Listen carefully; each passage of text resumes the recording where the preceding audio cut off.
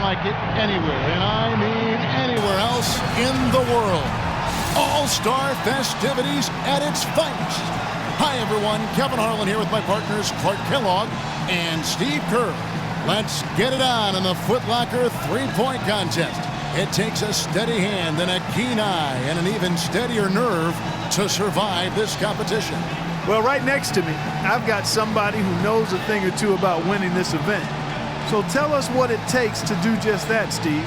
Well, I did win the event once, Clark, in '97, and it really is a matter of finding a rhythm. The game comes so fast, the shots are coming one after the other. You've got to get into a groove, get into a rhythm, and then just let it ride. So it's Klay Thompson ready to start here. He'll have 60 seconds to shoot 25 shots from beyond the arc, and Clark, that works out to about 2.2 seconds a shot. Love to see you using the sabermetrics there, partner. Quick pace indeed. Each make counts as 1 point with the exception of the last ball, the money ball, that's worth 2. I actually had the abacus on for the day. I know you did. And guys, that money ball can kind of push you along to the next rack. So even if you struggle during the rack, if you can make that last one, it gives you momentum going forward. Up to 10 now. 11 on the board. And the young fella, Klay, making it look very easy out here. Good for 13. Make that 14. Now to 15. 3 of 4 on money balls. That gives him 18. That makes it 4 straight for him. He's feeling it. Look at that. 6 straight. He gets all the way up to 21 points. He was really enjoying himself out there that time, guys. Well, the key was, Kevin, he took 6 out of a possible 10 points from the money balls. And those are huge points. You've got to take advantage of them, and he did. And so we'll see Stephen Curry. Look at the numbers through the first part of his career. I mean, there's a legitimate case that Steph Curry will go down as maybe the best shooter in the history of the NBA. He's got 5, 6. Curry really catching fire now. He's in the zone. Nice job there. That's 2 good racks in a row. He's up to his 6th consecutive make. 12 for him. Just 2 points there. He won't be happy with that. No. Ooh. He's at 14. Now to 15. Money ball, no good. That's 16. Boy, a nice run here. And that's his 4th straight. He gets all the way up to 21 points. Boy, he looked great out there, didn't he? Yeah, it was a terrific start. He was feeling it from the get-go. So it'll be Isaiah Thomas here. You know, it means so much to get off to a fast start in this competition. More often than not, as the first few racks go, so go the rest. Yeah, it's a weird competition, Clark, because guys are not used to doing this during the season, taking so many shots in such little time. So the quick start is imperative for your confidence and for your rhythm. Can't get the money ball. He misses his 4th straight. 5 points now. 6. That's 7. That's 4 in a row now. Up to 10 now.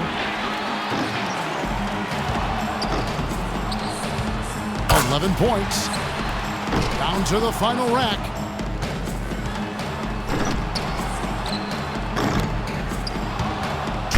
For him. 13 points is his total as the round comes to a close. That was a nice piece of shooting we saw from him out there. I thought he had his stroke working pretty well for him. I mean, what do you think about that, Steve? Yeah, solid shooting. He looked very confident. You know, it never became one of those lights-out rounds that it could have been. But all in all, I think he's got to be pretty happy. And so we'll see Wesley Matthews. You know, Wes Matthews, Kevin, out of Marquette, had a really solid career there, but was undrafted. A player who's really solidified himself as a quality NBA talent. I mean, a tough defender. He's a pretty good shooter. Can handle it. I mean, there's not anything he doesn't do reasonably well. You remember his dad, Wes Matthews, don't you? Yeah, I do. I remember, those Wisconsin teams cost me a Big Ten championship.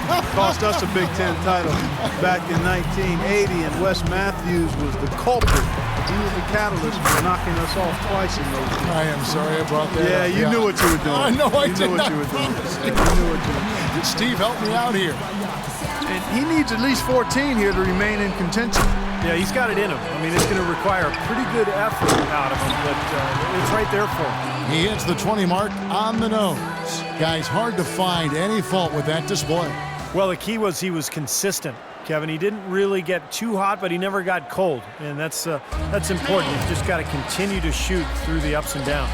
So is J.J. Redick ready to go. Fellas, 25 shots in 60 seconds, that's a lot. One of the hard things, I'm sure, is staying focused all the way through that 25th shot. Yeah, and in your head, Clark, you start counting the seconds and you think, oh man, I'm not going to finish the round, and then you start rushing things. So it really is a balance between being quick but also being focused and allowing yourself to take the shot. Nice stretch here for Redick. He needs 8 points more to stay in contention. 2 racks to go. 7 more points to stay in contention. Up to 15 now. And now is 16. Nearly perfect there. Just 1 miss on the rack. 1 more to stay alive. That one ties him up for 3rd. Matches the best score right there. The round comes to a close, and he's at 22 points. Guys, hard to find any fault with that display. Yeah, an ideal start for him, nailing every ball off that first rack, and that really took a lot of pressure off of him for the rest of the round. Here we go with James Harden. When Harden came into the league, people were unsure if he'd be able to shoot with range in the NBA. He started out a little slow, but he's become quite the scorer and sharpshooter. And a lot of people thought that would be the case. It was just a matter of when. And he's got to score 21 or higher to stick around. He's got plenty of work to do, but by no means is that impossible to beat. Moneyball, no good. He's got 9. He's got 10. Ooh, Harden starting to feel it. And that's his 4th straight. Cannot afford a lapse in concentration now. He's got to finish strong. Not just 13. He needs 8 points more. He's at 14. He comes away with 4 points on that rack. 5 more points and he's in. And with that, he's not going to advance. Couldn't get enough through in the first few racks. Yeah, you've got to develop a rhythm, and he just couldn't get anything. 18 points for him when all is said and done. I think he's pretty unlucky. He was good, but a few other players were great. Redick's got the honors of being able to go into the finals as the top scorer from the qualifying round. I think we've seen an outstanding competition so far. I mean, the scores have been tremendous. Yeah, I agree, Clark. Excellent shooting across the board. This is very high-quality stuff.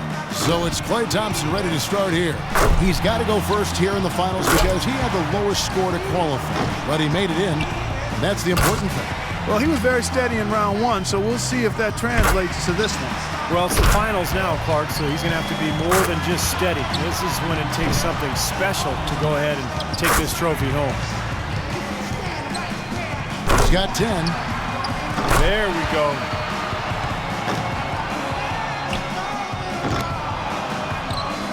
And he's made all 3 money balls. Now 14, now to 15. That makes it 4 straight for him. 17 on the board. Can't get the money ball. Rock solid shooting down the stretch. 19 the score, and it's 20. A fine score of 22 points for the round. Now that's how you do it. Outstanding focus throughout the round. And you'd really have to say no surprise to see a shooter of his caliber have that kind of success. And so we'll see Stephen Curry. Well, back to Curry, what is crazy is that he puts up all that he does while being one of the few who can shoot off the dribble. You know, most other guys, Clark, at his level, are catch-and-shoot guys. No, he's remarkable with his ability to shoot it off the bounce. Just a really pure stroke. One of the purest in the history of the league, in my opinion.